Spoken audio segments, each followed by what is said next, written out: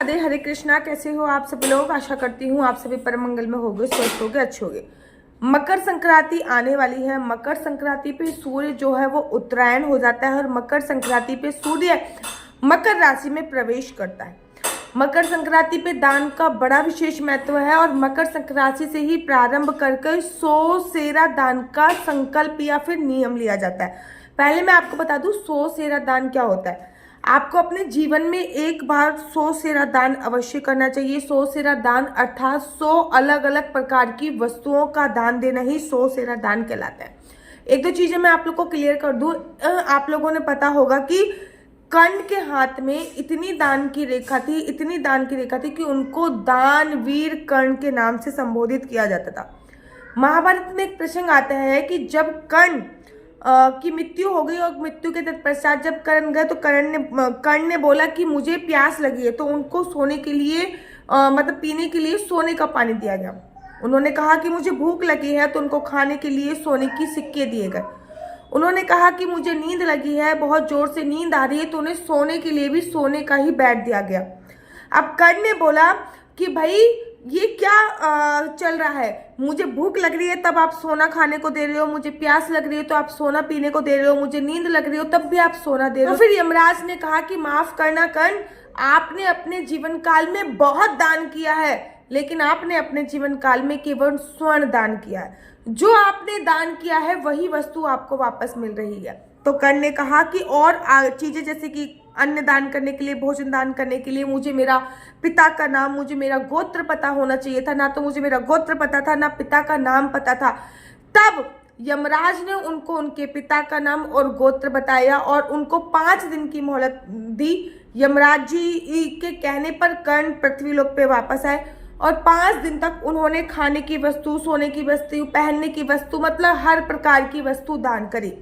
कहते हैं कि 100 सेरा दान इंसान को अपने जीवन काल में एक बार जरूर करना चाहिए और इसका संकल्प आपको मकर संक्रांति से लेना चाहिए।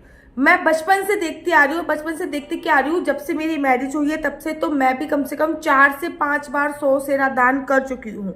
और मैं बचपन से देखती आ रही हूँ मेरी माता जी हर संक्रांति पे 100 सेरा दान का संकल्प लेती हैं। उसके बाद मेरी बुआ जी और उनके बच्चों को घर पे बुलाती हैं, उनको भोजन इत्यादि कराती है मकर संक्रांति का। उसके बाद 100 सेरा दान की जो भी चीजें होती हैं वो मेरी बुआ जी और उनके बच्चों में आपस में बांट देती है। 100 सेरा दान में 1 किलो सोना भी होता है, 1 किलो चांदी भी होती है। अब 1 किलो सोना और 1 किलो चांदी से मेरा मतलब ये होता है कि आपको 1 किलो चने की दाल लेनी है, उसमें हल्की सी नाक की लौंग या कोई सोने का छोटा सा टुकड़ा डाल देना है, तो उसको 1 किलो सोना कहा जाएगा।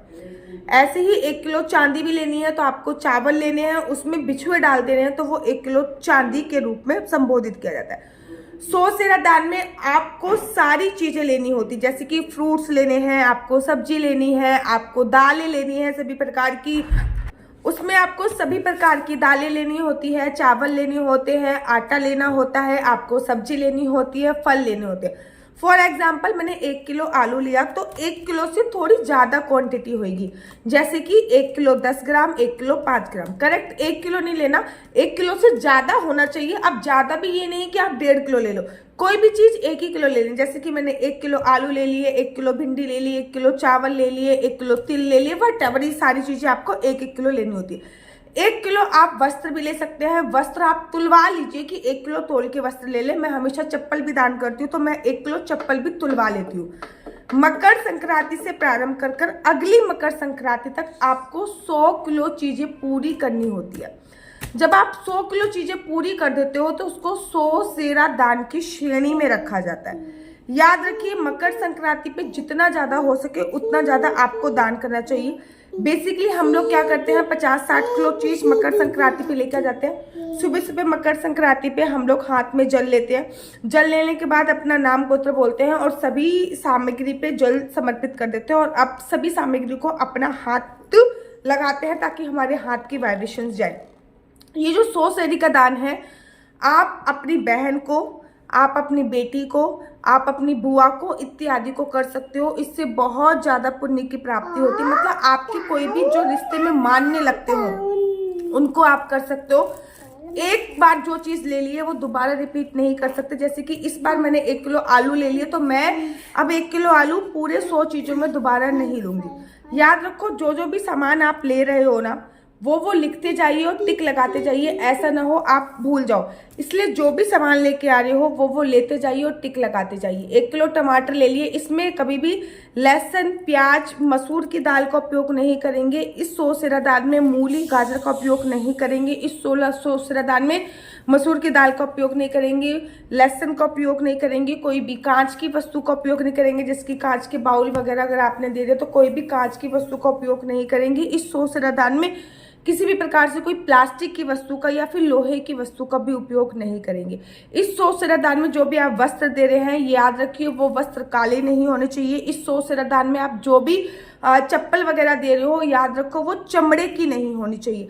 आप 1 किलो कंबल का दान कर सकते हो, 1 किलो सॉक्स का दान कर सकते हो। ये बड़े जरूरी नहीं है कि आप अपनी बहन बेटियों को ही करो, किसी गरीब को भी आप ये सोसेरा दे सकते हो। कोई भी आपके यहाँ पे हाउस हेल्पर आ रही है या फिर आप 10-12 लोगों को भी इन सोसेरा का दान दे सकते हैं। जैसे कि किसी एक लोग को 10 किलो दान दे दिए। याद रखो, एक चीज एक बार में ही देनी है।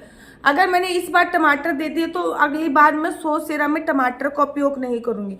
कोई भी दाल एक ही बार देनी। जैसे कि इस बार मैंने चने की दाल दे दी, फिर अरहर की दाल दे दी, फिर मसूर की दाल दे दी, ठीक है ना, फिर मूंग की दाल दे दी। मतलब ये वाली चीजें मैंने आपको बताया फॉर एग्जाम्पल के तौर पे।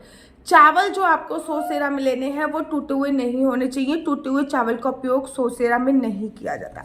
चप्पल और कपड़े आपको तुलवाने पड़ेंगे, तभी आप फिर सोसेरा में उसका उपयोग करिएगा। पहले चप्पल तुलवा लीजिएगा। और मैं हमेशा सोसेरा में पायदान का उपयोग भी करती हूँ ताकि राहु स्ट्रांग हो।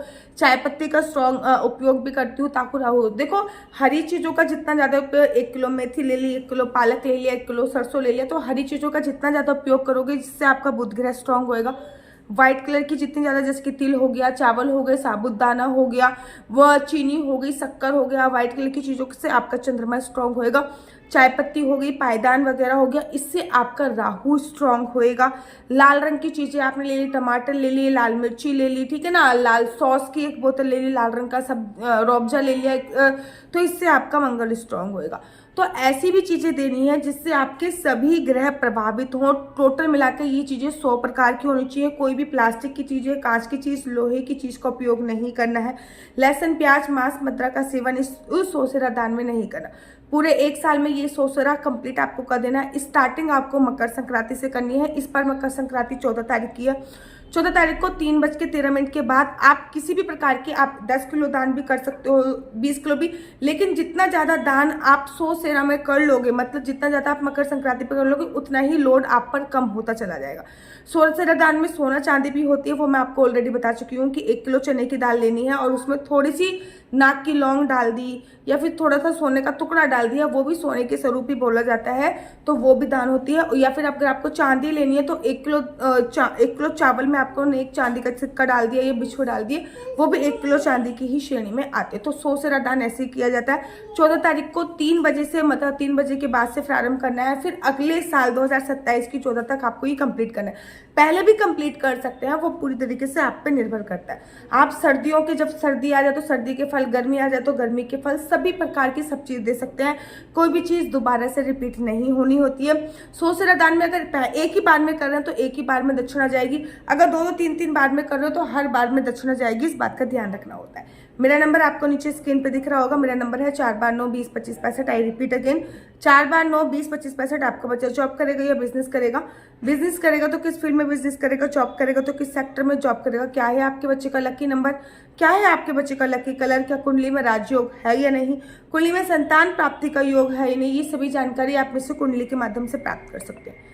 याद रखिए, कुंडली देखना बिल्कुल भी फ्री नहीं। कुंडली देखने के तौर से चार्जेस है और इस नंबर पे मुझसे किसी भी प्रकार से कोई भी क्वेश्चन से पूछने के लिए फोन मत कीजिएगा, क्योंकि ये नंबर केवल और केवल कुंडली दिखाने के लिए दिया हुआ है। राधे राधे, हरे कृष्णा। तो यहाँ पे हम आप लोगों के लिए लेके आए हैं असली तुलसी माला। विभिन्न प्रकार की हमारे पास असली तुलसी माला है। 30 रुपए से प्रारंभ होकर हमारे पास 1100 रुपए तक की तुलसी माला है। जप माला है, गले में पहनने वाली तुलसी माला है, 1 राउंड की तुलसी माला है, 2 राउंड की तुलसी माला है, 10 साल तक चलने वाली तुलसी माला है, और डबल राउंड की तुलसी माला है, 3 राउंड की तुलसी माला है, गांठ वाली जपने वाली माला है, बिना गांठ की जपने वाली माला है, राधा नाम के लॉकेट वाली माला है और लैब सर्टिफिकेट द्वारा प्रमाणित तुलसी माला है, जिसमें हम आपको लैब का सर्टिफिकेट देंगे कि ये असली है या नकली है। बहुत सारी तुलसी मालाएं हम आपके लिए लेके आए हैं।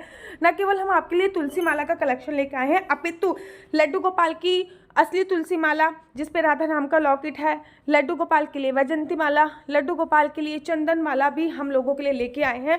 और लड्डू गोपाल की तीनों माला का सेट है, तुलसी माला, चंदन माला और वैजंती माला का सेट भी लेके आए हैं। साथ ही के साथ हम आपके लिए रुद्राक्ष के असली ब्रेसलेट, पानी में डालने वाला रुद्राक्ष, एक मुखी रुद्राक्ष से लेकर 14 मुखी रुद्राक्ष तक हमारे पास सारे लैब टेस्टेड रुद्राक्ष अवेलेबल हैं।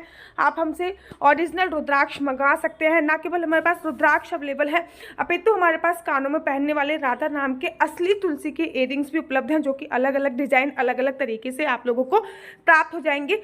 ये राधा नाम के असली तुलसी के कानों के इयररिंग्स हैं और इसमें बहुत सारी वैरायटी हमारे पास उपलब्ध है। आप जल्दी से जो नीचे नंबर दिया गया है उस पर संपर्क करके अपनी चॉइस से कोई भी राधा नाम के इयररिंग्स अपने लिए ले सकते हैं। उनके प्राइस बहुत ही सस्ते हैं, 150 रुपये से फ्री हो 150 रुपये से स्टार्ट होकर मात्र 200 रुपये तक है। और यह है राधा रानी और भगवान श्री कृष्ण जी के चरण, जो आपको अपने मंदिर में जरूर और विभिन्न प्रकार की अलग अलग तुलसी मालाएं आप लोगों के लिए उपलब्ध है। 30 रुपये से प्रारंभ होकर 1300 रुपये तक की तुलसी मालाएं आप लोगों के लिए उपलब्ध है।